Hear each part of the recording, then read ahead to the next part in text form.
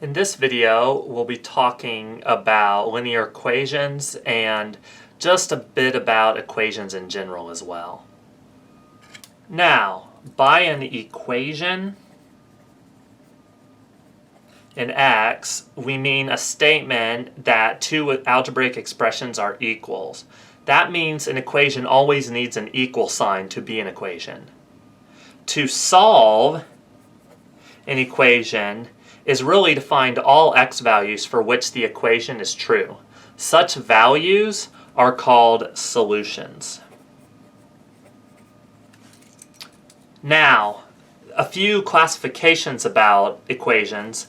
An equation that is true for every real number is called an identity, whereas an equation that is true for only some real numbers is called a conditional equation. An equation that is never true is called a contradiction. What would something like that be? Well, for instance, an equation that is true for every real number would be something like x plus 1 equals x minus 2 plus 3. Something like that. This is always true. It doesn't matter what x is. Whereas a contradiction would be something like x plus 1 equals x plus 2. You'll never be able to find any value for x where this is actually true. Thus, it's a contradiction. We're mostly going to be focused on conditional equations, though. The reason why is because these are the equations where only some of the values satisfy it, and so because of that, we actually have to solve for the values. The most basic type of conditional equation is a linear equation. This is a linear equation in X, which is an equation that can always be written in the standard form ax plus b equals 0, where a and b are some real numbers with a not equal to 0.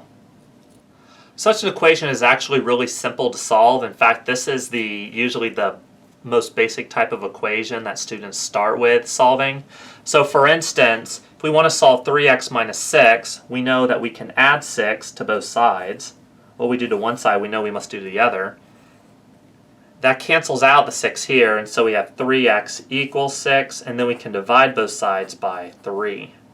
That gives us x equals 2. We can also check this, however, with the original equation by plugging in. 3 times 2 minus 6 equals 0 equals, we're trying to check it. 3 times 2 minus 6 is the same thing as 6 minus 6, which equals 0, which is what the original equation told us. So that is the solution. Similarly over here, we can solve this one out in a similar way. Let's go ahead and subtract 4 from both sides, and let's go ahead and subtract 3x as well from both sides. When we do that, the 3x's will cancel here and it moves it to the other side. This moves the 4 to the other side, and we end up with 2x with the like terms there, and the like terms here we have negative 12. Divide both sides by 2, and you get x equals negative 6. Again, we can check this though.